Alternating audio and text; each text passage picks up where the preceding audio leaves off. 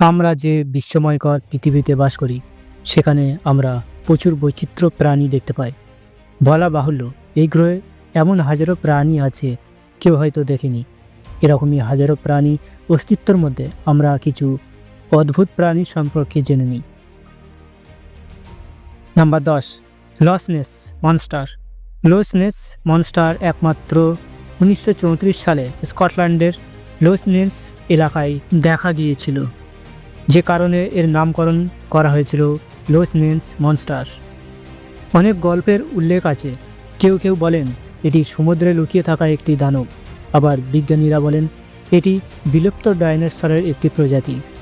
অনেক স্থানীয় মানুষও সময় সময় এই প্রাণীটিকে দেখেছেন বলে দাবি করেছেন, কিন্তু এখনও পর্যন্ত এই অস্তিত্বের কোনো সুনির্দিষ্ট প্রমাণ পাওয়া যায়নি, তাই এটিও একটি কাল্পনিক প্রাণী হিসেবে রয়ে গেছে। নাম্বার 9, চুপাকাব্রা। চুপাকাব্রা শব্দটি দুটি স্প্যানিশ শব্দ দিয়ে তৈরি। চুপাকাব্রার প্রথম রিপোর্ট করা ঘটনাটি 1995 সালে পুয়ের্তো ঘটেছিল, যেখানে অনেক ভেড়া এবং ছাগল মৃত অবস্থায় পাওয়া গিয়েছিল এবং রক্ত চুষে মেরে ফেলা হয়েছিল। স্থানীয় এলাকায় এমন ঘটনা বহুবার ঘটেছে।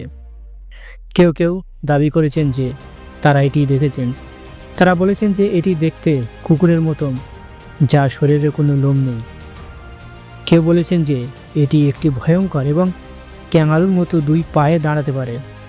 এই সমস্ত ঘটনার কারণে এটি অনেক মানুষের দৃষ্টি আকর্ষণ করে এবং অনেক গল্পের এটির উল্লেখ করা শুরু হয়, কিন্তু এই কাল্পনিক প্রাণীর অস্তিত্ব কোনো সুনির্দিষ্ট প্রমাণ পাওয়া যায়নি।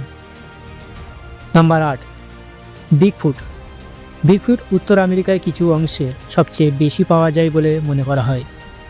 ইয়েতির মতো বিগফুটও মানুষ এবং ভাল্লুকের মিশ্রণ বলে মনে করা হয় এবং আকারে অনেক বড়।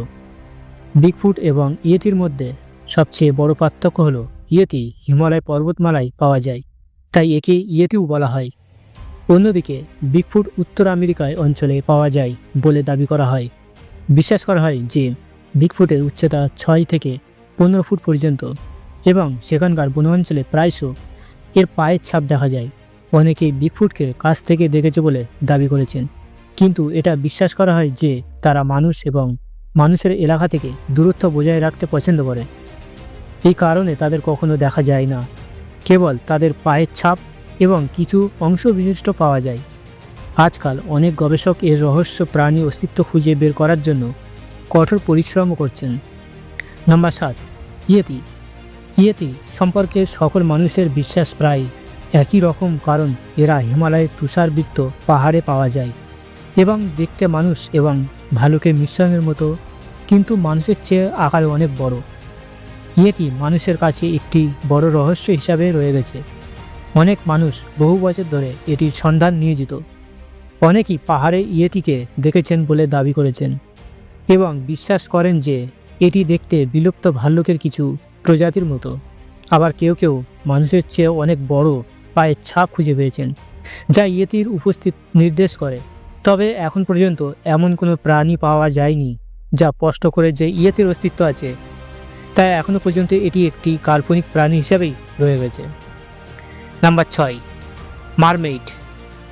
মারমেইড হলো এমন সামুদ্রিক প্রাণী যাদের উপরে শরীরে মানুষ এবং নিচের শরীর মাছের, এবং তাদের কিছু ক্ষমতাও আছে। অনেক দেশে পুরাণে জলপরীদের উল্লেখ আছে। বলা হয় যে জলপরীরা গান গাইতে ভালোবাসেন, তাই মাঝে মাঝে তাদের সমুদ্রের গান গাইতেও দেখা যেত। মারমেইডদের আয়ু অনেক দীর্ঘ ছিল, কিন্তু মানুষের মতো তাদের আত্মা ছিল না।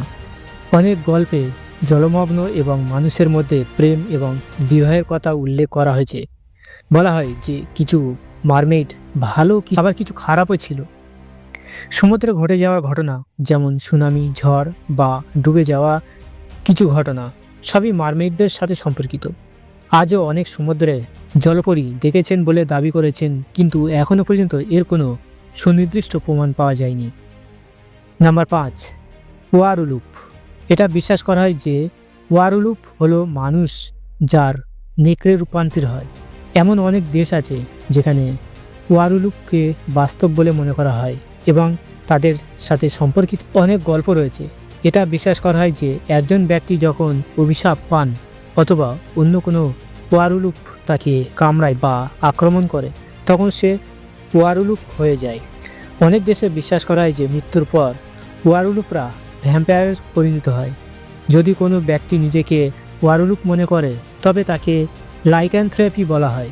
প্রাচীনকাল থেকে অনেক দেশে নেকড়ের মানুষ সম্পর্কে অনেক গল্প প্রচলিত আছে, কিন্তু আজ পর্যন্ত এর কোনো সুনির্দিষ্ট প্রমাণ পাওয়া যায়নি, তাই এগুলোকে কাল্পনিক প্রাণী হিসাবেও বিবেচনা করা হয়।